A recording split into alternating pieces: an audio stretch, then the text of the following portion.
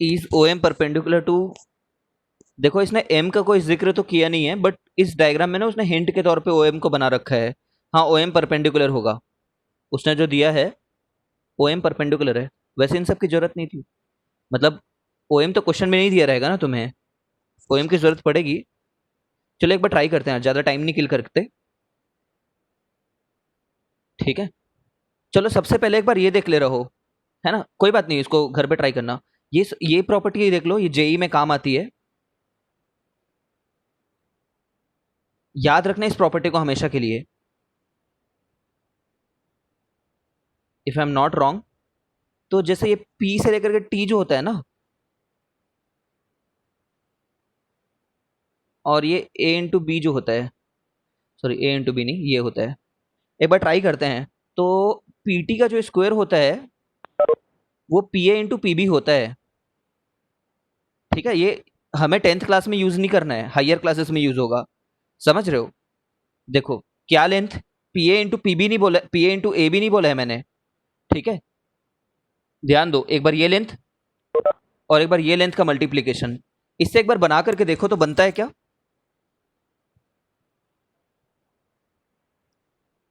अच्छा, आंसर इसका नहीं पता है क्या तुम लोग को?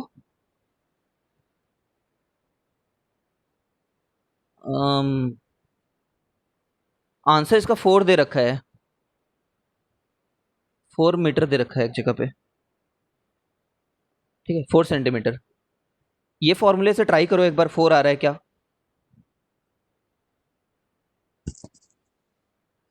थ्योरम का नाम नहीं पता यार, इतना अपन जानते नहीं है, छोड़ो। ये प्रॉपर्टी पता होनी चाहिए, नाम वाम का क्या है। ठीक है, पीटी कितना है? हाँ, ये सर इक्वल आ रहा है, मतलब नाम वैल्यू 4 आ रही है ना तुम्हारी। पीटी तो 6 है, ए बी 5 दिया है, लेकिन ए बी से मतलब नहीं होता हमको, पी ए पता करना है, पी ए को एक्स एक्स ले लेते हैं ना। ठीक है, तो 6 का square equal to P A जो कि एक्स है, और पी बी क्या है, एक्स प्लस 5 है। ठीक है, तो ये 36 हो गया, equal to X X plus 5। हाँ ये सही तो है, 4 आएगा इसमें, करेक्ट है, क्योंकि 4 इंटू 9 करो तो 36 आ जाएगा, है ना। इसलिए थ्योरम याद कर लें क्या अब, सबको याद हो गया? एक बार कंफर्मेशन चाहिए तुम्हारे साइड से, सबको याद हो गया ये कॉम्पिटेटिव एग्जामिनेशंस के लिए, या फिर वैसे थ्योरम याद रहे तो अच्छी बात है ना, ऐसे इंपॉर्टेंट थ्योरम, है ना। बट याद रखना यहाँ से दोनों डिस्टेंसेस मेजर होते हैं। ठीक है, ओके। अब ये भी याद रखना कि पीटी इसके बराबर नहीं है ना, पीटी का स्क्वायर बराबर है भाई, यहाँ पे दो टर्म मल्टीप्लाई कर रहे हो, दो टर्म मल्टीप्लाई कर रहे हो, तो यूनिट के हिसाब से देखें तो इधर भी दो टर्म मल्टीप्लाई होना चाहिए ना। यूनिट समझते हो क्या, एक साइड मीटर स्क्वायर है तो दूसरे साइड भी मीटर स्क्वायर ही होना चाहिए ना। ठीक है, इसलिए कभी कोई पीटी मत सोच लेना, पीटी इंटू पीटी सोचना। ठीक है, समझ ही रहे हो क्या, ये स्पेशल केस है इस बात का कि अगर मैं यहां से टेंजेंट खींचता कोई वाई, तो वो पी वाई स्क्वायर के बराबर होता, फिर ए और बी दोनों वाई बन जाते हैं ना जब टेंजेंट हो जाए वो तो। ठीक है, ऐसा मतलब एक ऑब्जर्वेशन बता रहा हूँ, ये कोई रूल वगैरह नहीं है, कुछ ऐसा नहीं है यहाँ से कुछ बहुत खतरनाक मिले। खैर अपन को तो सीबीएसई के लिए सॉल्व करना है, तो सीबीएसई के लिए एक बार सॉल्व करके देखते हैं।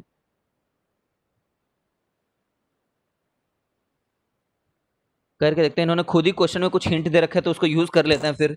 ठीक है तो पीटी है, ओके। मेरे को टाइम लगेगा, तुम भी ट्राई करते रहो बैकग्राउंड पे, मैं भी ट्राई कर रहा हूँ।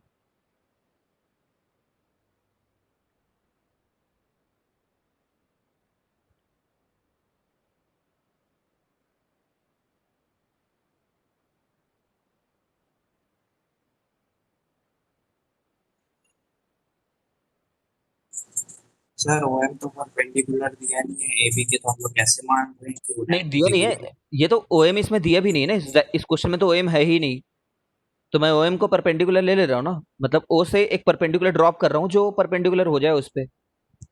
ये तो क्वेश्चन में दिया नहीं, तो मेरी लिबर्टी है ड्रॉ करना। सर कंस्ट्रक्शन ही है। हाँ मैं कंस्ट्रक्शन कर रहा हूँ, समझे, क्वेश्चन में नहीं दिया था, ओए भी नहीं दिया था क्वेश्चन में। ठीक है, लेकिन हमें हमेशा पता है कि सर्कल वाले प्रॉब्लम में ऐसे क्रिटिकल पॉइंट को यहाँ से जोड़ना हमेशा फायदेमंद रहता है सेंटर से, क्योंकि वो सभी रेडियस के बराबर निकलते हैं, है ना, इसलिए मतलब एक बार कर दिया है समझो। ओके चलो।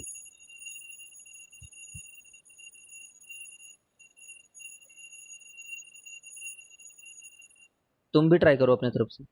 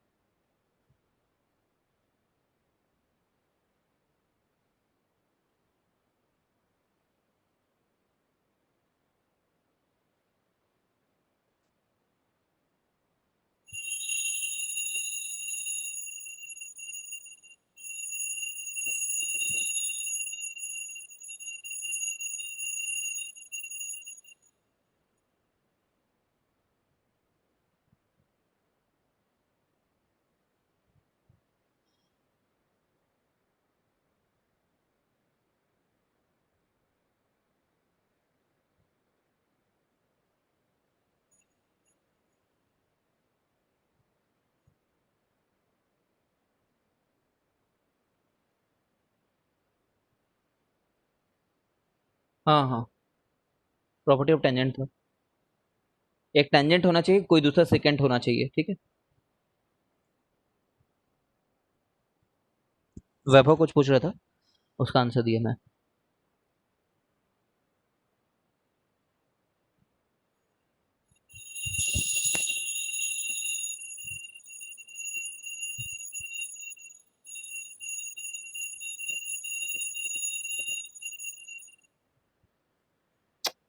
कुछ भी।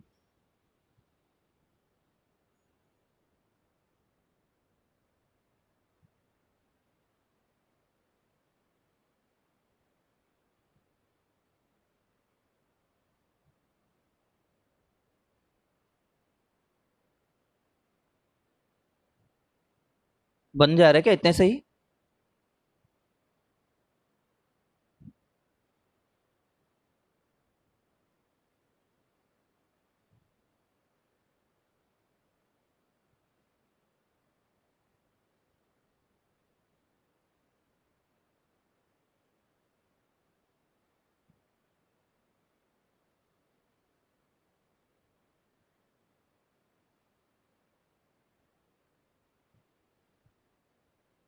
ठीक ठीक ठीक है वैभव, करेक्ट आया तुम्हारा।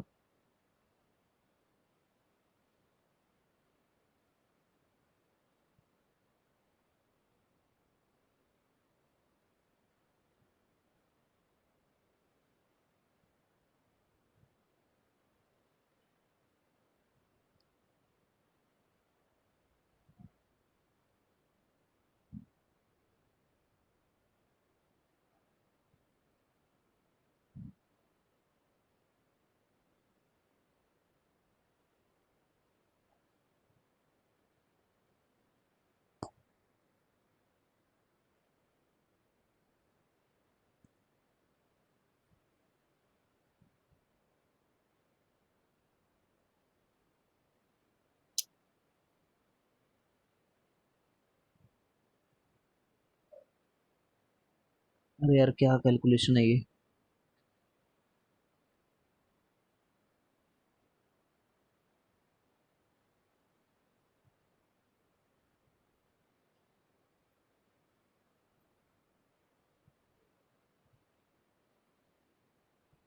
उसका रूट कितना आता है?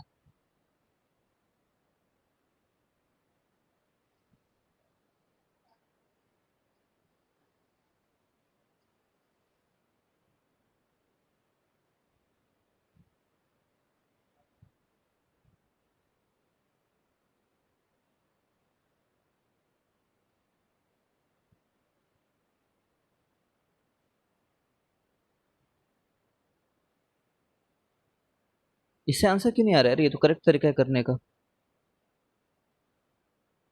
अच्छा, इस तरह जाके प्लस होगा यार, ये मैं इसलिए गड़बड़ कर रहा हूँ यहाँ पे। उधर जाके प्लस होगा वो। ठीक है, अब आ जाना चाहिए।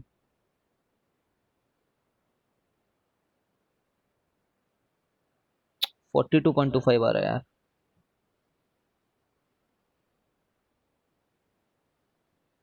42.25 का रूट कितना होता है?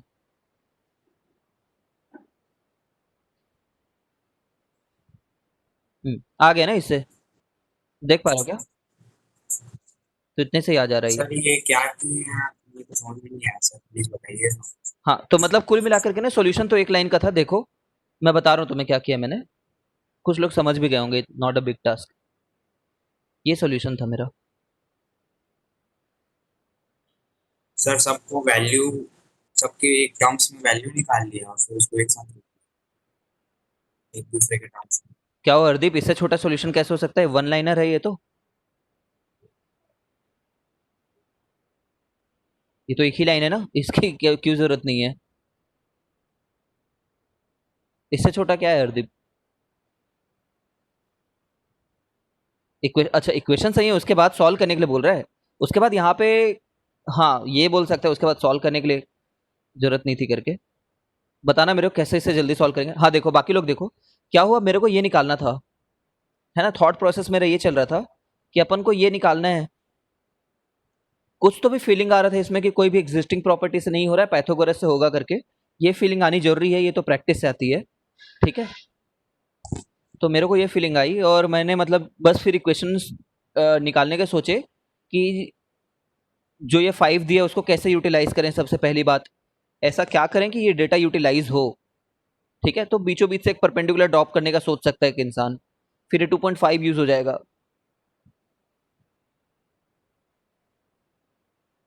ठीक है, तो वाह, तो क्वाड्रेटिक सॉल्व करना पड़ता ना हरदीप, उसके बाद में पी ए प्लस 2.5 का होल स्क्वायर को वो कर देता तो। क्वाड्रेटिक तो सॉल्व किया ही नहीं मैंने, क्वाड्रेटिक सॉल्व करने से तो सरल ही है ये। ठीक है, उसके बाद ये 2.5, ये 5 डेटा यूज हो गया, है ना। अब ये डेटा को यूज करना था, तो वो डेटा को यूज करने के लिए, है ना, मतलब मैंने तुम्हें बताया ना, सर्कल में कभी भी जैसे इस वाले लाइन को भी खींचने से कुछ ना कुछ फायदा हो सकता था। तो ये वाली लाइन तो खींचनी ही है जब जब हम अटके वगैरह। ठीक है ना। ये कौन सी लाइन है? जितने भी क्रिटिकल पॉइंट है ना सर्कल पे, जितने जगह को टच कर रहा है वो, उन जगह को जोड़ने की कोशिश करना। तो ये इसको जोड़ के देखे, इसको जोड़ के देखे, ठीक है। फिर इससे और इससे मैंने ये लेंथ निकाल ली। ठीक है, इससे और इससे मैंने ये लेंथ निकाल ली। और इससे देखो, ये 2.5 तो आ गया था, उसका हाफ है करके, है ना। और ये भी आर था, तो मैंने ये लेंथ निकाल ली। ठीक है, अब इसको और इसको यूज करके इस वाले में लगाया है मैंने। ठीक है, मतलब समझ रहे हो ना। इसका स्क्वायर, पी ए प्लस 2.5 का स्क्वायर प्लस ये वाला का स्क्वायर, ये वाला। ठीक है, वो हमारा 6 प्लस आर का स्क्वायर होगा करके, 6 स्क्वायर प्लस आर स्क्वायर होगा करके। समझ गए हो क्या सब लोग? कुल मिलाकर के एक इक्वेशन लिखना था। नहीं समझे हो? फिर से देखो, ये कैसे लिखी है, समझ गए हो पहले तो?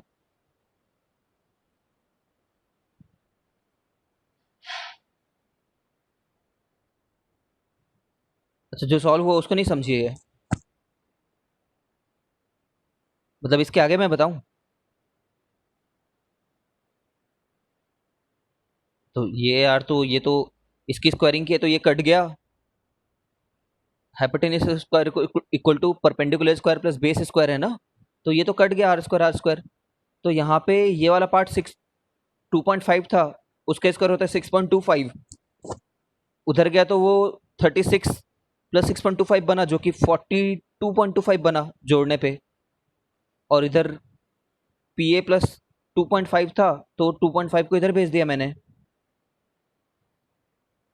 तो ये इसका रूट जो है 6.5 आता है, मैंने कैलकुलेटर से चेक किया टू बी वेरी ऑनेस्ट। ठीक है, ये कैलकुलेटर से चेक किया, अदरवाइज तुम दूसरे तरीके से भी कर सकते हो, जैसे हरदीप बोल रहे हैं ना क्वाड्रेटिक सॉल्व करके कर लो या फिर कुछ कर लो, उस तरीके से भी कर सकते हो।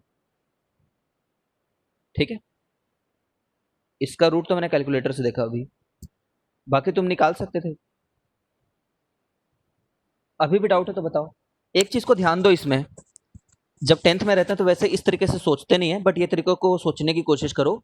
इस क्वेश्चन में हमारे पास में एक ही वेरिएबल इंट्रोड्यूस किया है मैंने, एक आर ही है जिसका वैल्यू हमें नहीं पता है। ठीक है ना, तो वो वो आर को हम लोग लेकर के चलते रहे, इस आर को यहाँ पे भी यूज किए। ठीक है, अगर थोड़ा समझते होगे मैथ्स के फ्रेमवर्क को तो समझोगे। देखो, एक आर है जो हमको नहीं पता है, और एक पीए है जो हमको नहीं पता है। ठीक है, आर नहीं पता है, पीए नहीं पता है, तो दो हमें अननोन है। तो कितने इक्वेशन चाहिए हम लोग को? दो अननोन को सॉल्व करने के लिए दो इक्वेशन चाहिए। ठीक है, तुम्हें ऐसा लग रहा होगा कि सर आपने यहाँ पे एक ही इक्वेशन लिखा है करके, है ना, ये यहाँ पे तो एक इक्वेशन है, करेक्ट, ये काउंट तुम सही कर रहे हो, बट एक्चुअली मैंने यहाँ पे एक इक्वेशन और बनाई है ना, ये देखो, ये इक्वेशन तो मैंने बनाया है ना, पहले इसको बनाया हूं तभी यहां तक आ पाया हूं। ठीक है, तो एक्चुअली में दो इक्वेशन यूज्ड हैं। ठीक है, तो कुल मिलाकर के सोचो, जब मैंने एक ही वेरिएबल इंट्रोड्यूस किया और फाइनल इक्वेशन लिखते समय वो खुद ही कट जा रहा है, ये तो चाहिए ही, और अगर ये कट जा रहा है तो आंसर तो आना ही था। ठीक है, बस ऐसे सोचा करो कि कितने ऐसे इक्वेशन है, कितने ऐसे फॉर्म कर सकते हैं। तो जैसे तुम्हें अगर इस तरीके से सोचते कि भाई हमें आर चाहिए, एपी चाहिए और ओपी चाहिए, तो तीन इक्वेशन लिखना पड़ता है, अगर तुम ओपी को भी एक वेरिएबल मानते तो। तीन इक्वेशन, तो ये मैंने एक इक्वेशन ये लिखी है, देखो ये इक्वेशन ही है ना, क्योंकि इतना स्क्वायर प्लस इतना स्क्वायर इक्वल टू इतना स्क्वायर होता है, तो ये एक लिखा है, अगर तुम तीन वेरिएबल मान रहे हो तो ये एक इक्वेशन। ठीक है, फिर ये एक इक्वेशन लिखी है मैंने, ये कैसे लिखा है, इतना स्क्वायर इक्वल टू इतना स्क्वायर प्लस इतना स्क्वायर से ये वाला आया, तो ये दूसरा इक्वेशन हुआ। ठीक है, तब जाकर के तीसरा इक्वेशन मैंने यहाँ पे अप्लाई किया है। ठीक है, कभी कभी क्या होता है, कुछ लोग के इक्वेशन के नंबर को काउंट करने का तरीका अलग हो सकता है, कुछ लोग के इक्वेशन के काउंट करने का।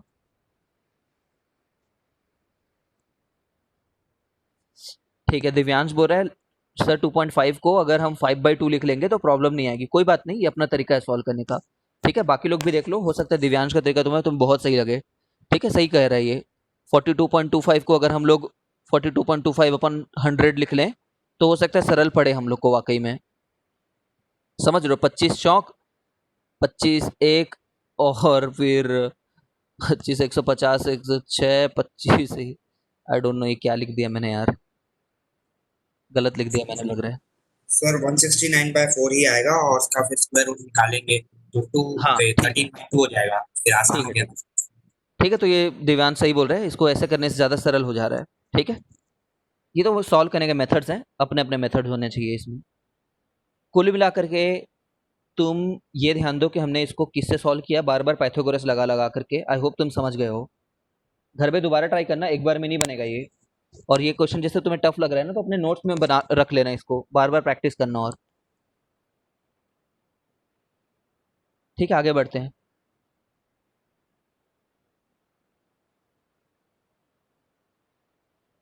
इसको देखो, two tangents TP and TQ are drawn to a circle.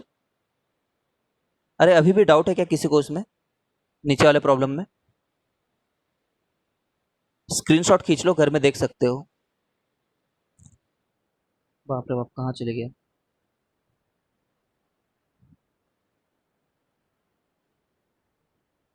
रुक जाओ, कहीं चले गया वो, ये रहा।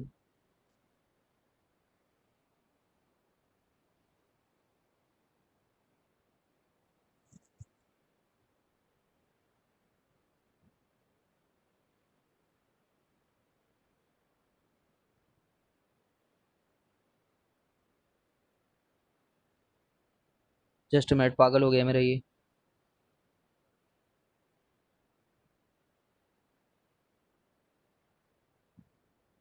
11th एनसीईआरटी था मतलब 11th एनसीईआरटी में दिया हुआ है क्या ये सब?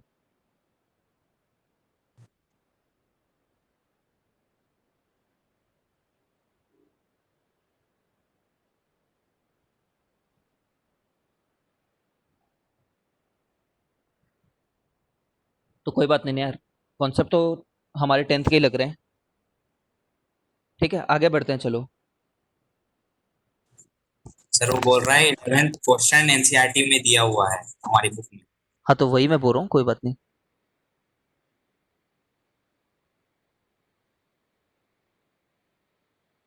अच्छा, 11th क्वेश्चन एनसीईआरटी में दिया हुआ है ये बोल रहा है? ओके, मेरे को लगा 11th क्लास का क्वेश्चन है। ठीक है ठीक है, ये हो दिया हुआ है तो ठीक है।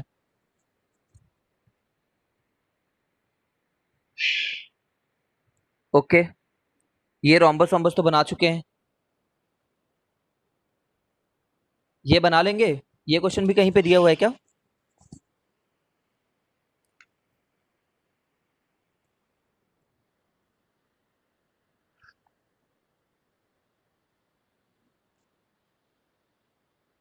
कोशिश करो 7th क्वेश्चन को, चलो।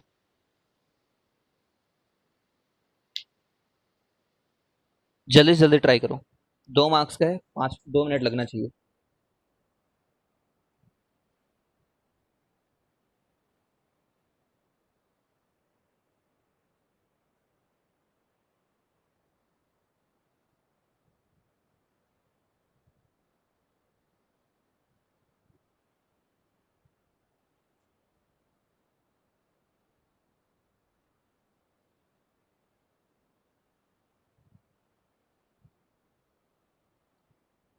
अच्छा,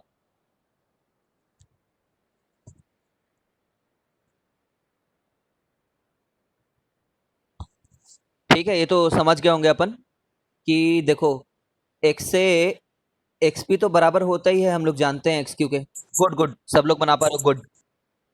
फिर भी जस्ट इन केस जिससे नहीं बना, एक्स पी तो बराबर होता है इसके। तो X A plus A P लिख सकते हैं, और इसको लिख सकते हैं X B plus B Q.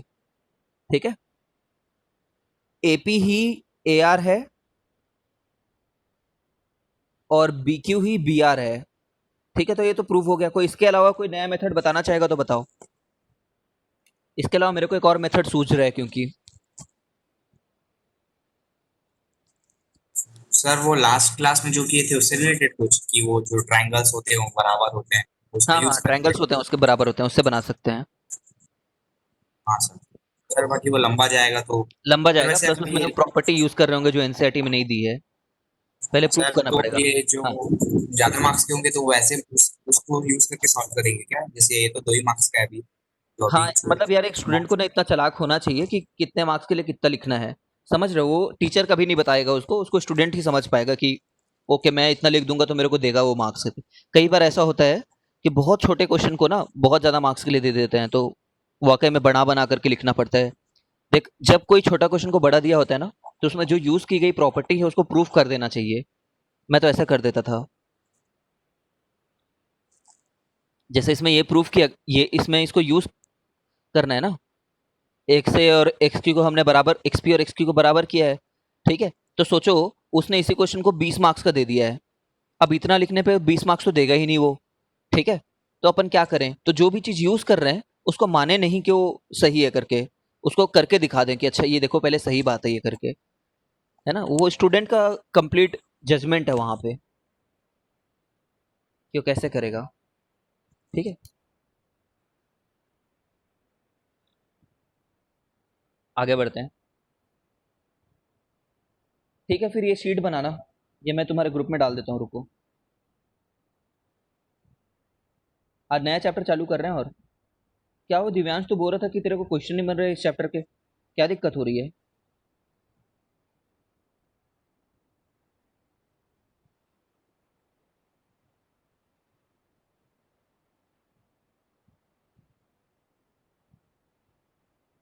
सब लोग को दिक्कत हो रही है क्या?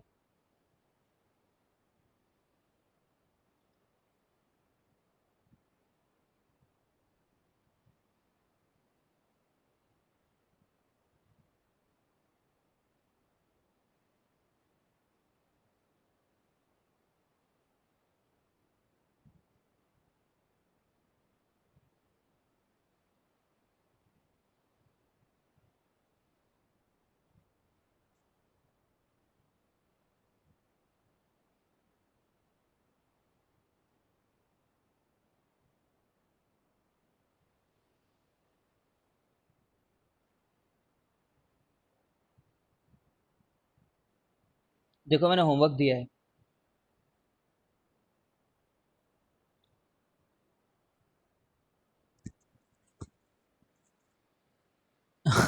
शिवम बोल रहे हैं 1 मार्क्स में 1 लाइन लिखना होता है, मीन्स 20 मार्क्स के लिए अप टू 20 लाइन्स। डायग्राम वायग्राम बना दिया कर भाई तू, 8-10 लाइन में बड़ा सा डायग्राम, अपना फोटो डाल दिया कर। सबने होमवर्क देख लिया ग्रुप पे?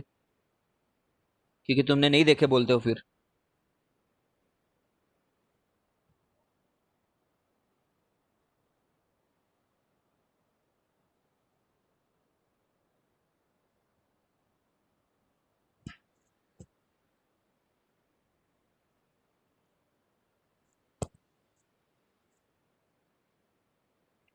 Are D Sharma MCQ of Heights and distances plus अभी वाली जो शीट हम डिस्कस कर रहे थे कंप्लीट होमवर्क रहेगा।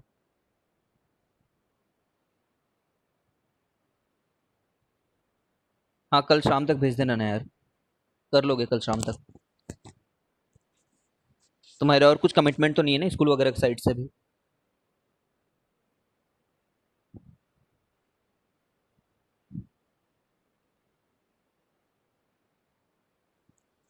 कल तेरा मॉक टेस्ट है, किस चीज़ का भाई?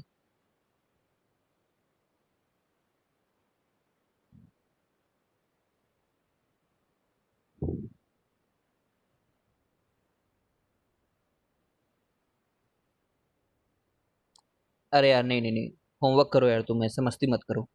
ऐसे तो हर दिन कुछ ना कुछ काम रहेगा। You have to manage. हाँ भाई एमसीक्यू सॉल्यूशन के साथ भेजना है, मतलब जैसे तुम रफ वर्क करते हो ना, रफ वर्क दिखा दिया करो। बट सिर्फ आंसर लिख करके भेजोगे तो वो तो मज़ा नहीं आएगा ना यार फिर।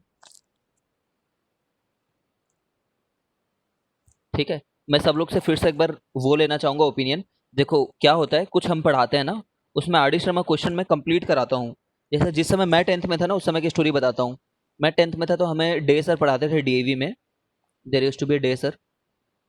तो वो बोलते थे कि एनसीईआरटी कंप्लीट बनाओ, ठीक है, प्लस बोलते थे selected questions from are D Sharma. ठीक है, वो ऐसा बोलते थे।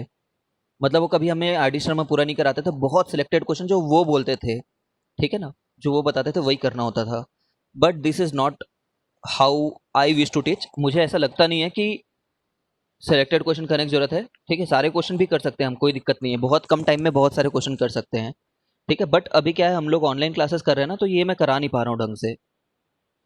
एक सिंपल प्रॉब्लम के चलते, क्योंकि तुम्हारे बुक में क्वेश्चन नंबर अलग लिखा होगा, मेरे बुक में क्वेश्चन नंबर अलग लिखा होगा, तो उसी में बहुत टाइम लग जाएगा कि अच्छा अच्छा ये डायग्राम वाला क्या, वो डायग्राम वाला क्या, समझ रहे हो, इसलिए नहीं करा रहा हूँ ये।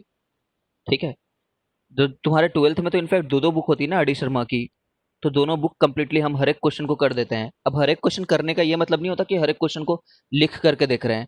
एक क्वेश्चन किए, उसी में वर्ड्स बस चेंज है बस, तो दूसरा क्वेश्चन क्यों करेंगे हम, है ना? हर एक मॉडल कर लेते हैं हम लोग, लेकिन एवरी मॉडल वी डू, और उस मॉडल पे एक दो क्वेश्चन ज़्यादा, मतलब सिंगल सिंगल नहीं, 2-3 क्वेश्चन कर लेते हैं। तो you have to do R D Sharma on your own. जरूर पूछो डाउट, और अपने अपने आप को लिमिटेड मत रखो कि सिर्फ एनसीईआरटी बनाना है। ठीक है, हाँ लेकिन ये जरूर है कि एनसीईआरटी की अगर तुम 5 बार प्रैक्टिस कर ले रहे हो, तो आर डी शर्मा की 2 प्रैक्टिस इज इनफ, है ना? इसकी 5-6 प्रैक्टिस कर लो, इसकी 2 बार प्रैक्टिस कर लो। ठीक है, मतलब यहाँ पे 1 मिनट।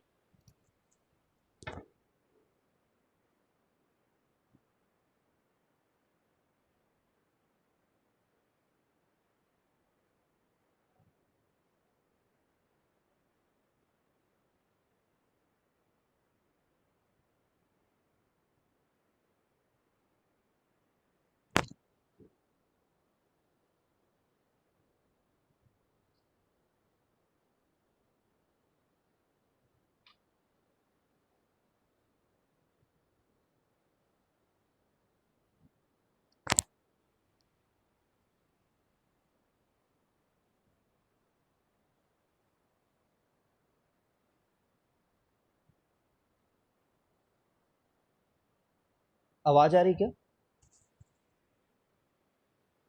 मेरा फोन बंद हो गया यार, मैंने दूसरे नेट से कनेक्ट किया, एक बार डिसकनेक्ट करके रिकनेक्ट हो जाओ।